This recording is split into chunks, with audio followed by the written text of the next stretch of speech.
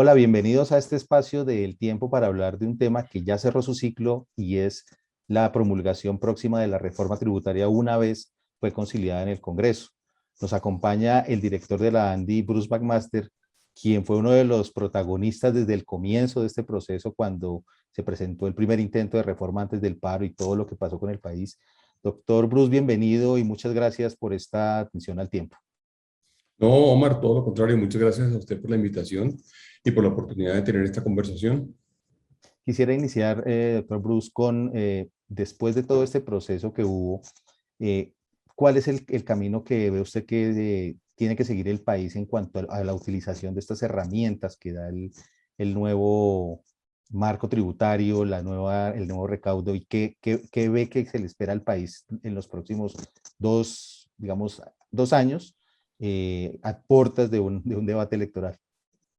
Sí, Omar, yo creo y sería una recomendación que yo le daría muy fuerte a todo el país en el sentido de que no olvidemos nunca que esta tributaria se genera básicamente por la necesidad de poder atender una emergencia. Esta tributaria fue diseñada realmente como la reacción de un país a una situación de profunda emergencia que se presenta no solamente en el área de salud, sino en el área económica.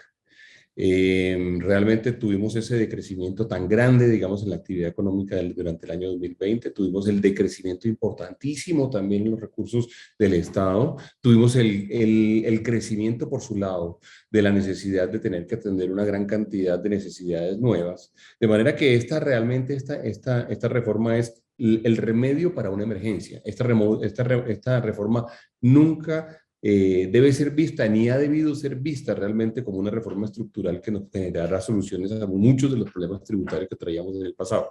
Esto lo digo porque, claro, cuando uno se hace la reflexión alrededor de la propuesta, por ejemplo, que se presentó originalmente por parte pues, del gobierno al país, en realidad ya había unas muy buenas intenciones alrededor de muchos temas, pero que no eran realmente el objetivo de esta reforma. Lo mismo pasa, digamos, cuando la gente dice, es que es muy dura la reforma. Claro que la reforma es muy dura, la reforma sí es compleja. Y lo es porque estamos atendiendo una emergencia. Que no se nos puede olvidar eso. Es que la memoria realmente de todos, afortunadamente a veces, es muy corta como que se le olvida realmente los sufrimientos que hemos tenido que padecer, pero es que muchos de ellos, desde el punto de vista económico, fueron hasta hace muy pocos meses. Con esto dicho, ¿qué logra con esta reforma? Uno básicamente logra tres cosas. Uno logra la sostenibilidad fiscal del Estado, que estaba sin duda alguna en gran peligro. No le conviene a nadie tener un Estado que no esté equilibrado fiscalmente porque nos generaría problemas de todo estilo, problemas de inflación, problemas de no poder hacer programas públicos, de no poder operar bien. Bueno, por un lado logra eso. La reforma logra también poder financiar una serie de programas de emergencia. Esto no se le puede olvidar a una serie de programas de emergencia, algunos de ellos nuevos, otros que se están extendiendo, o algunos de ellos para poder apoyar el empleo formal, otros para poder atender a los estudiantes, otros para poder atender a población vulnerable, y eso es importante. Y todo esto además se logra digamos, sin tocar a las personas y a las familias. Entonces, yo diría, dado este estado de emergencia, la mejor solución que teníamos a nuestra disposición era hacer una reforma con estas características. Alguna vez creo que lo comentábamos con usted en la entrevista, en la primera de las entrevistas, aquí estábamos escogiendo el menos malo o el menos peor de los males. No se nos puede olvidar, aquí no estábamos casi que dando un paso adelante prácticamente nada, con excepción de los programas sociales. No, aquí estábamos realmente asumiendo cuál era de todos los males el que probablemente le hacía menos daño al país. Con esto entonces, ya dicho eso, todavía tenemos un montón de tareas en adelante, desde el punto de vista tributario, pero también desde el punto de vista de desarrollo, que serán los que eventualmente acometeremos, ya será en otro gobierno, cuando efectivamente uno logre y se atreva también y desde el punto de vista político logre crear los consensos para poder dar algunos pasos adelante.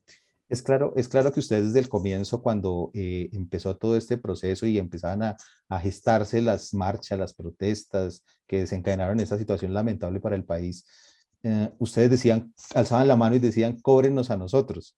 Ya se hizo, pero una de las dudas que surge es al asumir el empresariado este cobro, al aplazar estos descuentos que dan renta, ¿cómo analizar la situación de las pymes? ¿Qué pasa con ellas? Ellas, ¿por dónde se pueden como tratar de aliviar un poco? Porque sin duda fueron una de las más afectadas de todo este proceso. Sí, pasa lo mismo. Y realmente estamos, nuevamente vuelvo a los principios generales. Estamos atendiendo una emergencia, estamos haciendo un acto solidario importante para poder atender una emergencia.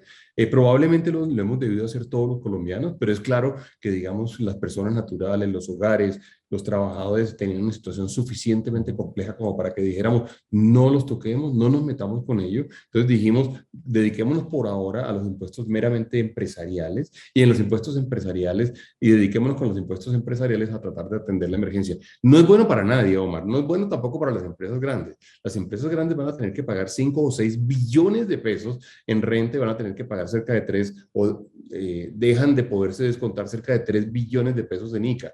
Y de hecho, hay una cosa que es interesante desde el punto de vista del análisis empresarial. Hubo muchas empresas grandes a las cuales les fue muy mal. Hubo empresas grandes que desaparecieron. Hubo también pequeñas empresas y empresas medianas a las cuales les fue muy bien. En este orden de ideas, digamos, la reforma que comienza a cobrar impuestos realmente sobre el año 2022, que no se nos puede olvidar, va a haber una nueva declaración de renta a la cual aplicará esta norma, que será la declaración de renta del año 2022, que se presentará en el año 2023, Ujú. sobre la cual se pueda aplicar. Yo soy de los que aspira, voy a decir otra cosa, a mí me hubiera gustado, y yo inclusive lo solicité, que hubiera habido un tratamiento diferencial para empresas pequeñas y medianas. Cuando sacó la cuenta, cuando el Ministerio de Hacienda saca las cuentas, finalmente dice, no alcanzamos, es que no alcanzamos. Nos toca hacer unas cosas distintas, nos toca hacerlo por el lado probablemente del régimen simple. Y ahí hay unos beneficios que son Mm. interesantísimos por el lado del régimen simple, no hay la menor duda. Pero el tema era que no se alcanzaba. Si se hubiera probablemente hecho eso, la tributaria hubiera tenido que ser no de 15, sino de 17 billones y hubiera tenido que hacerse castigando aún más, digamos, a las empresas de mayor tamaño, lo cual hubiera sido costosísimo y también quizá le hubiera generado un paro en la rueda muy grande de la economía. De Claro, manera que, y perdón. hay una inquietud, es, de todas maneras, como usted dice, el dato de que se ha cobrado con la actividad económica del 2022 y pagado en el 23, pues supone que ya va a haber un mejor ritmo Claro, económico, una mayor claro. actividad, y a ello también va a contribuir lo que se termine de hacer en el 2022 con el PAEF, ¿no? Que muchas No empresas, hay la las menor duda. pequeñas, van a poder tener ese impulso. No hay la menor duda. Y eso será muy importante porque las empresas pequeñas, que yo acepto, va a ser durísimo, va a ser duro también para las empresas grandes, es que va a ser duro para todos. Y la pregunta es cuando las cosas son muy complejas, ¿quién las debe asumir? Y probablemente la teoría de la justicia diría que lo deberíamos asumir todos proporcionalmente a nuestras capacidades. En todo caso, un impuesto que es de un porcentaje, pues claro, se asegura de que efectivamente todo el mundo pague proporcionalmente. Pero tiene razón, Omar, esto es muy importante y quizás no lo hemos visto tanto en los análisis que hemos hecho. Vamos a tener este año 2021 para tratar de medio recuperarnos todos para tratar de medio recuperarnos. Ojalá logremos el 7.5% que creíamos o que creemos se puede dar este año. Ojalá el año entrante podamos tener un crecimiento de 4 o 5% y solamente en ese instante será que realmente se hagan los nuevos cálculos para ver cuánto se paga.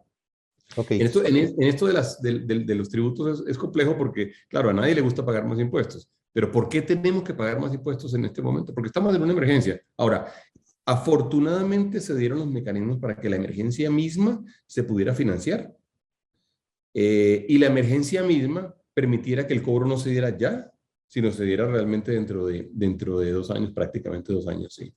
¿qué cuentas tienen ustedes en la ANDI de qué grado de aprovechamiento va a tener los estímulos a la creación de nuevos empleos, en esos subsidios, en el impulso al empleo juvenil, a Sí, las mujeres mayores de 28 años? ¿Y qué hay, qué ánimo hay en el empresariado y qué disposición hay para aprovecharlo de manera intensiva?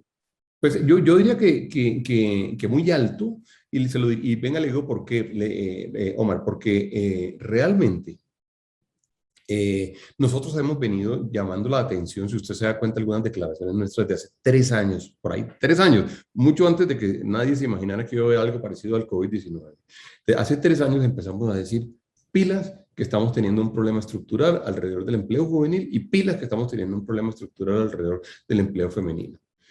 No es fácil definir, digamos, instrumentos focalizados que atiendan específicamente a esas poblaciones. Inclusive nosotros en algún momento durante este año dijimos, ¿por qué no se hace algo parecido a lo de la ley de primer empleo en su momento, que es parecido a lo que está incluido aquí, parecido a lo de la ley de primer empleo, porque vamos a tener que hacer un esfuerzo todos los colombianos por disminuir esas dos variables. Y la variable compleja es la variable además la mixta, es decir, las mujeres jóvenes. Ahí sí que tenemos un problema grande. Eso nos da un desempleo de cerca del 33%. De manera que yo creo que con esto digamos, con esto disponible para las empresas, lo que vamos a tener realmente es una oportunidad grande para utilizarla. Y el empresariado es muy consciente. Yo creo que pocas veces hemos visto en el mundo, o más bien, en pocos lugares del mundo se ha visto un empresariado más consciente realmente de las necesidades de su sociedad que en un país como Colombia.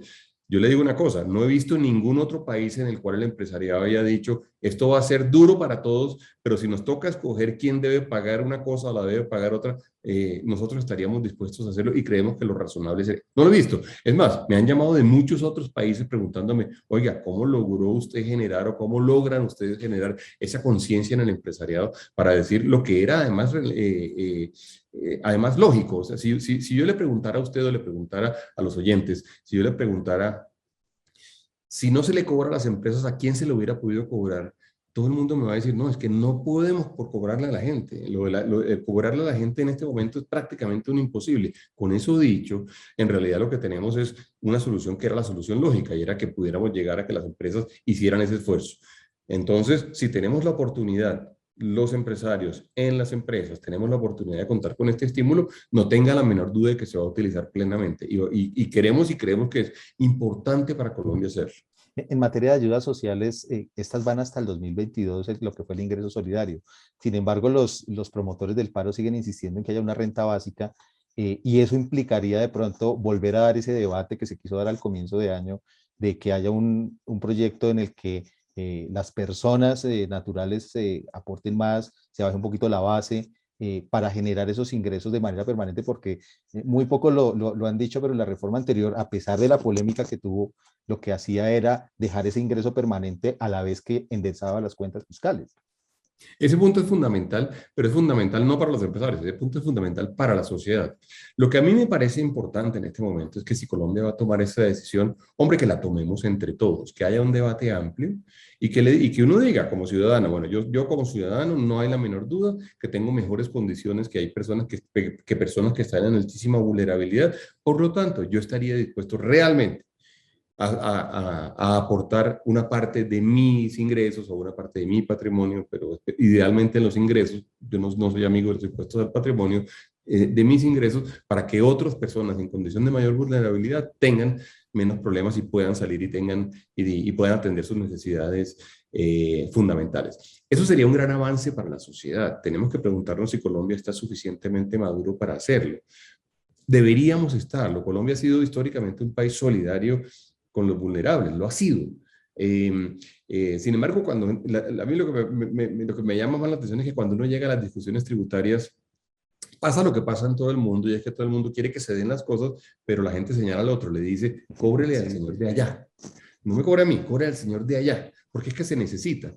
Bueno, pues yo creería que ojalá llegáramos nosotros en Colombia en un momento dado a un acuerdo social donde digamos, podemos nosotros hacer un esfuerzo especial, debemos nosotros hacer un esfuerzo especial y lo haríamos, y quizá en forma permanente, ojalá como ciudadanos también, para que se puedan para que se puedan fortalecer los programas con contenido social. Recuerda usted que yo estuve al frente en su momento a mí me tocó crear el DPS, el Departamento de Prosperidad Social, donde están las políticas de superación de pobreza, y un poco la lógica que hay allá, y eso se saca desde el 2011 en ese momento, es la lógica de que efectivamente la economía solidaria incluye que todos los ciudadanos, en la medida de lo que podamos, algunos pueden muy poquito, y algunos pueden, voy a decir una cosa, 5.000 pesos al mes, o algunos pueden 1.000 pesos al mes. De repente, si uno puede 1.000 pesos al mes, debería tratar de hacerlo. Si otros pueden 1.000 millones, pues que lo hagan con 1.000 millones. Eso es el principio como de equilibrio, ¿no? Que de Pues acuerdo es que eso a es mi lo que proporción. Correcto, es que eso es lo que conduce realmente a que haya disminución en la inequidad. La única forma de que haya disminución en la inequidad es que las personas que tienen la capacidad acepten que efectivamente hay que ver la forma de poder apoyar a los que tienen la mayor necesidad. Tengo dos preguntas finales. ¿Qué ¿qué tanto creen ustedes que se va a usar o que cuántos recursos requerirá esas ayudas a las empresas por el paro, que fue de lo que se incluyó en la ponencia nueva y en los debates adicionales en plenarias, donde se le dice, vea, las empresas afectadas por el paro, esto va a estar más focalizado en el Valle, en el Cauca, o también hay muchas en otros sectores, en otros lugares del país que sienten los rigores de los efectos del paro? Hay que buscar que estos instrumentos sean instrumentos equitativos. Lo primero que yo diría, uno tiene que asegurarse de que no le llegue plata a una empresa que no lo necesita o no se ve afectado. Eso hay que hacerlo, porque no tendría sentido que termináramos nosotros dándole plata a una empresa que no lo necesita.